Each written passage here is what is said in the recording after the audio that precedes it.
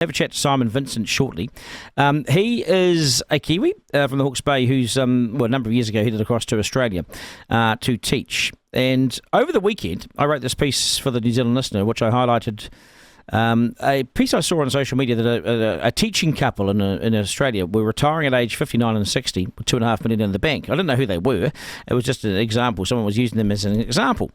And that's because they had no choice but to join the Australian version of KiwiSaver. And their employer has put in generous amounts of money from day dot. Currently it's at 11.5%, soon moving to 12%. And the Aussies have saved $4.6 trillion. So our KiwiSaver is nowhere near that. I think ours is about $112 billion. We are just the poor cousins in comparison. We really are. Employers here are forced to put in 3% alongside our 3%. It's not enough. The Aussie worker doesn't have to contribute a cent if they don't want to, and still their employers have to. And it climbs really fast. The Aussies don't tax their savings anywhere near the rate that we do. They tax savings about 15%. I, for instance, pay 28%. So in truth, New Zealand politicians, and especially the National Party ones, they've raided and stolen and cancelled our retirement savings and set us up for a much lower standard of living in retirement. So back to the Aussies. I got this email and it read, "G'day Duncan, my name's Simon. He began teaching in age 27 in Napier, 2003, moved to Brisbane, and after 2 years of teaching, has been here ever since. His wife is also a teacher. They began doing retirement savings at 2007, but they had zero in the bank. They're approaching 50 years of age, same age as I am, or I'm 51. They've got a combined 720k in the bank with super. And if you look at the international rates of return, by the time they retire, it'll be about $2.5 million. Because they're smart, they've made smart decisions and taken an interest in it. They've mostly taken an interest in it. They said to me, thanks for raising the interest in this issue. It's really critical, and I just wished that New Zealand got their heads around this. And he joins me now. Simon, g'day, nice to have you on. Oh, good morning, Duncan. Nice to chat. Yeah. Hey, you've been really smart in this, but it is a much. I mean, if you just look at the two schemes, the Australian scheme and the New Zealand scheme, it is just so superior to the New Zealand scheme, isn't it? That it allows you to get ahead quicker, right? Oh, it certainly gives you a sense of assurance that down the line you're going to have something substantial to rely on as you get closer to retirement, and you can switch it to a pension phase. There's the accumulation phase where your employer is chipping in 11.5%, and the Australian government's soon to switch that to 12%. And I look at that now in hindsight, I think, gosh, that's like 4 times the amount that we're doing at home in New Zealand. And then I looked at some other graphs yesterday because I'm a bit of a news junkie, and I've really enjoyed myself going back into this space and just doing the comparisons. The average superannuation balance for a male in New Zealand, one media company there put a story out a few days ago, and it was around about $50,000 for a 50-year-old man for KiwiSaver. And the average here in Australia for a 50-year-old man is around about 200,000. So there's that 4 times multiplier. So when you think that we're contributing 12% here as opposed to 3 or 4%, well, there's the 4 times multiplier again. So I just feel as if the momentum, as it compounds, it's always going to be bigger, and there's no way New Zealand could ever catch up. But that doesn't mean that. Just in my view, you couldn't help but just lobby politicians from every angle in the political spectrum. You could ask them just, hey, what policy levers could be pulled to see what we could do to close that gap somewhat, bearing in mind, of course, that for many employers who own small businesses, that could be a challenging expense to them. It's a nuanced discussion.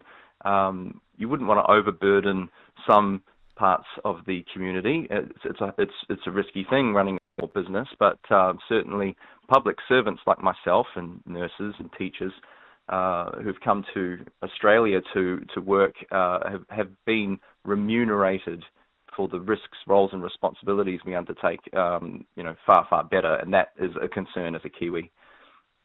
Yeah, I suppose in many ways, with Australia, it's almost like a safety valve for us. If we're not doing well here, if we want to, lose our jobs here, if we want to seek a better job or another job, in Australia, we can. We're so lucky. We have this massive economy, only a couple of hours away, and a $500 airfare, and Yes. you're there. So, and we're really employable to the Aussies. I think they quite like Kiwi workers, and we seem to be able to perform. Oh, And yet the money is. I mean, you're yeah, probably earning what, 50 100%. grand more than you would here. You'd be earning 50 grand more than you are here, probably, Um, eh? Well, yeah. When I talk about what I'm earning, I try to think about the total remuneration package. So that includes the superannuation contribution, because that's income. At the end of the day, it's something that I'll have access to. I don't get it until I'm 60, but I can certainly control what it's doing, and that is, that's formed some of our conversation in the past.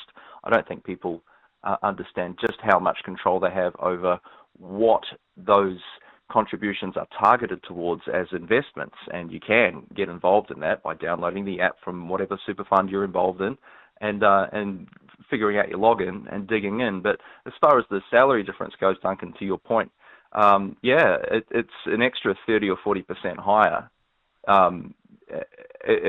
I think the top of the scale in New Zealand for teaching was around $90,000 a year ago, last time I had a good look, and I know I'm just hitting the top of the scale here with an expected salary increase that the Queensland government is currently negotiating. I think it's going to end up somewhere around $128,000 for me here. So there's almost a $40,000 difference, and that's base salary. Then there's your contributions on top, and with that, extra 12% in there. Well, yeah, I'm heading up towards $145,000 or $150,000 for a primary school teacher. It seems insane.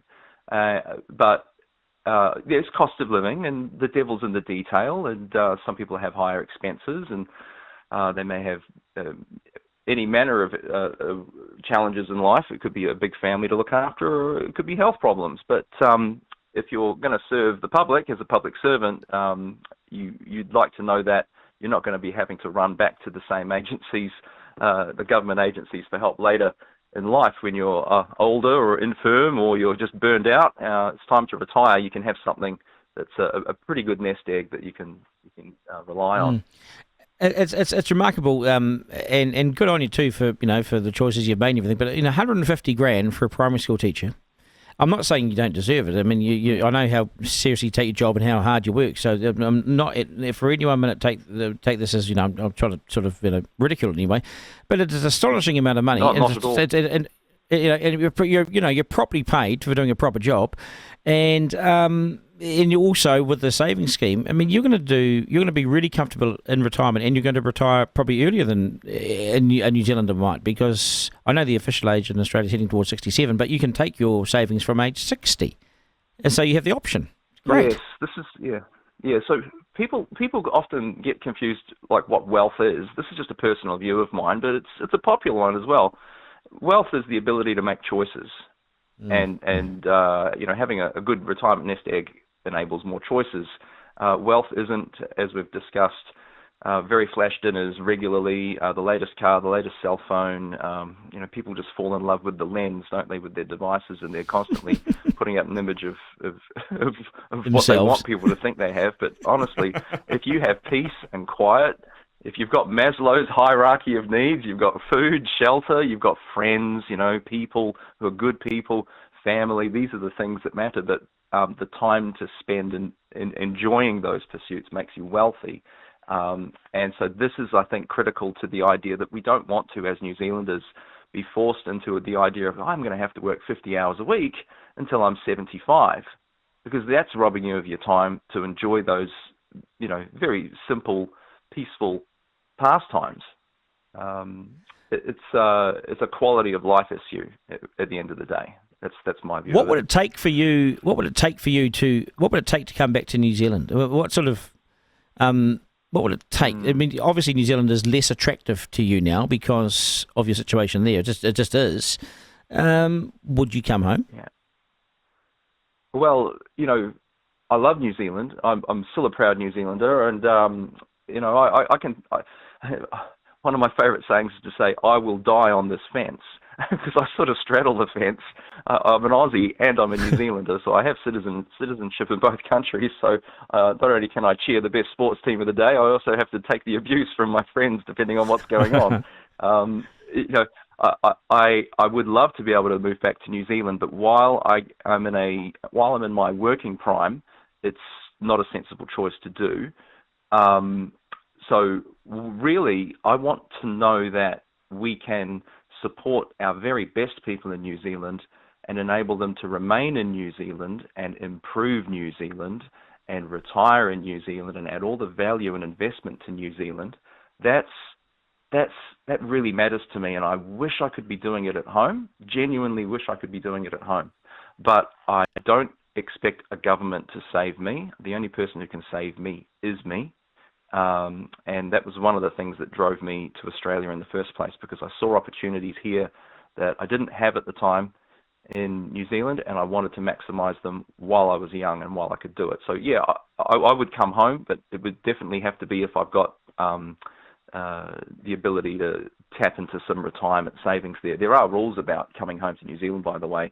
From my current understanding, I just can't come home as a 65-year-old and start swapping superannuation funds over and expect to get a pension in New Zealand as well. I think I need to have lived back in New Zealand and contributed as a taxpayer for a number of years before that can happen.